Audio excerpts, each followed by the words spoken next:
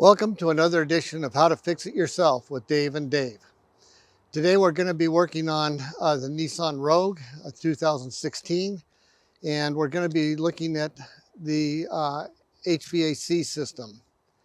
Now, a common problem that not only the Rogue but Sentras and others in that family have is that they have problems with the HVAC system.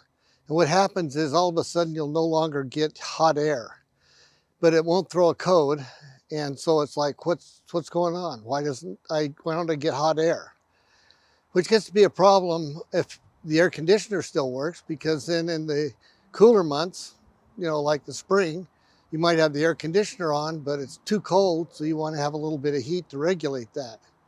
So there's a problem that you've got to fix. And what the problem is what is known as the mixer door.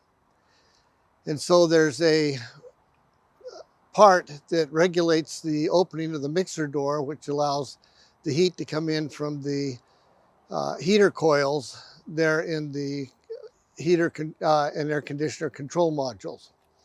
So that's what we're going to be looking at today. Now, here's a trick that we're going to teach you today that you probably aren't going to find anywhere else on YouTube or any of the help channels. And that is that there is an actual problem between the controller and the mixer door. So we need to replace both of them. What most of them will do is tell you that the little part that regulates the mixer door just goes bad. In fact, you'll have people on there saying, well, you've got to replace it every 6 months. Well, that's because it's incompatible with the controller board that's on most of the cars. So this is the stepper motor that everybody wants to replace all the time because it gets blown out because the controller board isn't compatible with this. So now the controller that we're talking about is this part here. So this is the part that's the controller. And if you don't have a match between this and the stepper motor, you've got a problem. Now, we'll show you in cut-in, but you want to make sure that you get the right part number. It's got to end with an E.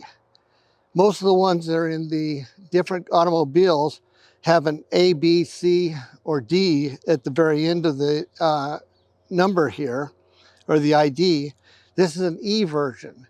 So if you want to keep your stepper motor from burning out all the time, you need to make sure that you get a controller card or controller board in there that ends with an E. So we're going to be replacing both of these items today, the controller and the stepper motor. So this is all explained in the technical service bulletin that I'm holding here in my hand, which a lot of people don't look for when they're repairing cars. They just don't look to see if there's any items that are known to the factory, but are not items that have to be a recall. And so those are covered in technical service bulletins. This is a technical service bulletin that explains the problem between the stepper motor and the controller and what you've got to do to make them compatible and to work properly. So that's the driving force that we've got that we're going to follow today, is we're going to follow this technical service bulletin. So in order to get there, we have to start by removing this panel. Then we take this lower panel, which is all one piece, off. And then we have to take this panel off right there. And that'll get us access to where the stepper motor is, which is right about behind where my pointer is right now. So that's what we're going to be doing next, and show you how that all comes apart, but it's just basically all pop-offs. Okay, so this one, they already have a cutout here for you to use a proper body tool to just start popping that loose.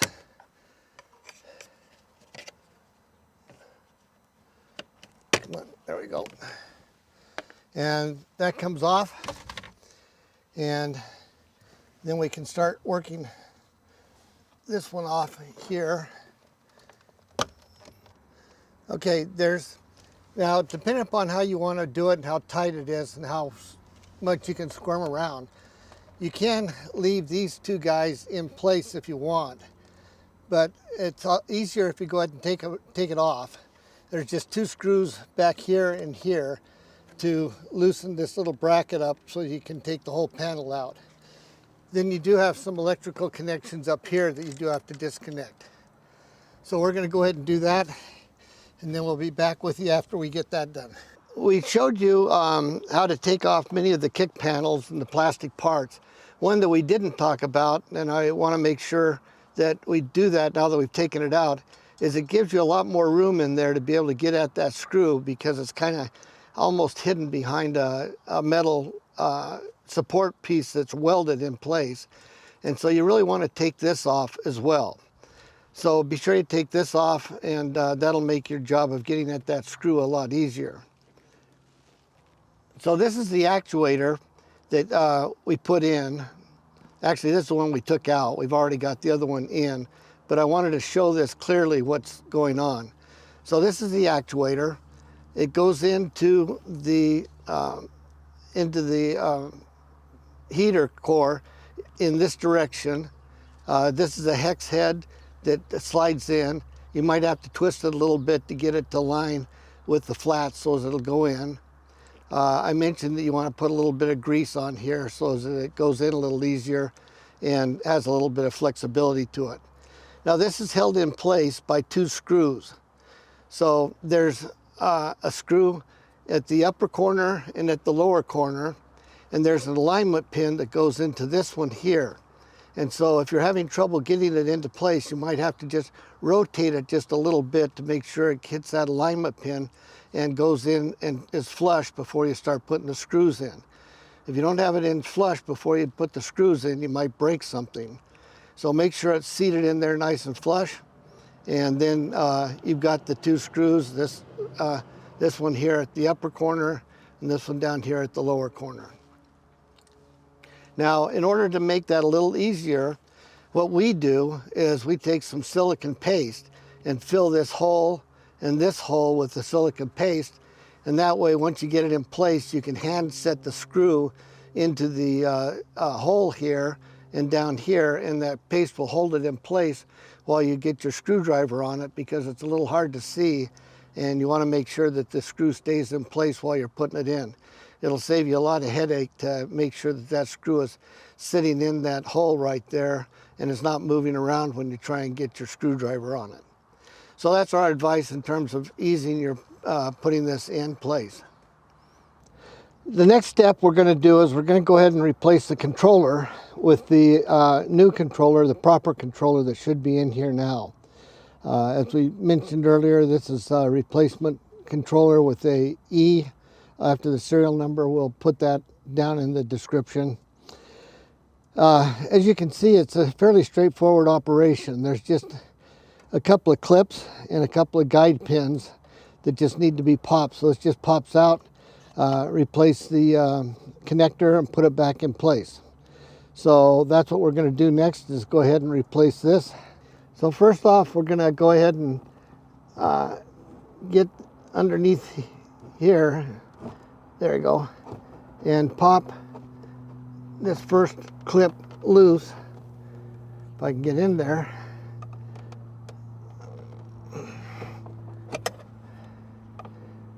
As you can see, that's really tight there. There you go. So once you get that first one loose, then it should be easy to get the second ones loose, and then it just comes out like that. Then we'll need to go ahead and release this guy right here. The clip is down under there. Okay. Oh, and there's another clip I forgot about. It's always good to actually see what you're doing. Another one right down here. And this clip pin is there. Okay. So then this one comes out right there. So that takes it out, and we'll put it back in. What we need to do is we need to pull these 2 screws and take this airbag indicator off of there and put that into this one here. So we'll go ahead and do that. We don't need to film that. You guys can see how to do that. Just pull the 2 screws and just swap it out. So we'll do that, and then we'll be back and put it in. So now that we've swapped out the display board for the passenger airbag sensor, we'll go ahead and plug the 2 connectors back in. And yeah, you can pull this down out of your way in advance, but at this point I don't want to turn on the engine because there's one more part, one more item we've got to do first, and we'll talk about that here in just a sec.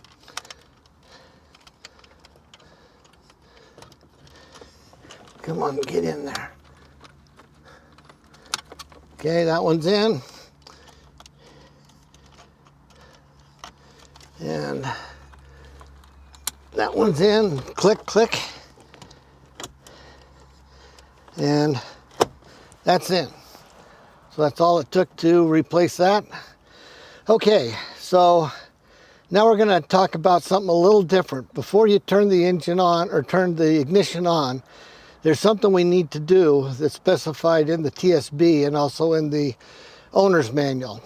The next thing we're going to do, now that we've got the controller in, we haven't put the rest of the kick panel down here together yet because we're going to go ahead and test everything. But before we do that, and before we test everything, there's a procedure that needs to occur in order to be able to properly operate that door. Now, in modern cars, they're getting to where they use an awful lot of electrical actuators to do all kinds of things. And even on older cars like my 2001 Pathfinder, there was learning activities that need to occur in order for the car to run properly. Like you had to have a throttle position sensor tuning and things like that. So this one also needs one for the door. And as part of the service bulletin, they tell you what you need to do in order to do that, or to have that door starting position activated. Now, normally we like to use, most of us that are, garage mechanics or shade tree mechanics like to use something like this blue driver, which I've used for years, which does a very good job at pulling codes and helping you figure out what's going on. But there's an awful lot of information that is not available through these less expensive readers. And unfortunately, you need to have something a little more powerful in order to actually do the door starting position activation. Now, I don't know what the people do that are on YouTube. The ones I've looked at, they don't say anything about setting that door activator. And so in order to do that, you need something a little more powerful. This is what I purchased, was this X tool. Now, the nice thing about something like this is that it does every car, any manufacturer. Whereas if we were to do this for Nissan, and we purchased the Nissan tool, there we go, and we purchased the Nissan tool, it'd be about $4,000 if they'd sell it to you at all. And then you'd only be able to do Nissan cars, where this will do American cars, Asian cars, European cars, all of that. And it does all the extra stuff that you don't normally get to see. It'll do all the diagnostics on the individual computers and sensors, and it will activate things. This is a two-way tool. So with this tool, I can actually set things. I can, if I want to see if a oxygen sensor is working right, I can turn that oxygen sensor on by itself and set it to a certain value and see if it keeps that value or not. So this is a really handy, but then it's really expensive as well. This is a $700. This is a D8W.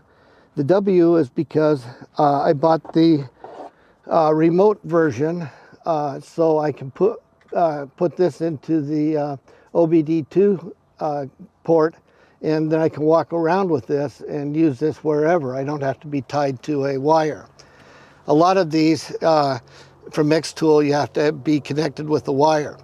Now this is a higher end version. You can get some that are a lot cheaper from X-Tool. They don't have quite the capability, but this is the one I wanted to get in order to be able to do all the sensor setting and everything else that needs to occur. So that's the next thing we're going to do, is we're going to actually do the door activation. It's very quick and very simple if you have the right tool. So we'll go ahead and get that set up, and then we'll be back with you to actually go through it on the tool. All right, so now what we're going to do is, following the the Technical Service Bulletin, TSP, it says that we have to reset the door motor. And so that's found on this unit under Special Functions, HVAC. And then you go to Special Functions, and there it is, Reset Door Motor Starting Position. And that's all it takes, is if you've got this set up, is you hit that, and it's going to carry out the starting position setting. Oh, I have to start. Okay, don't forget to hit start. So now it says command in process.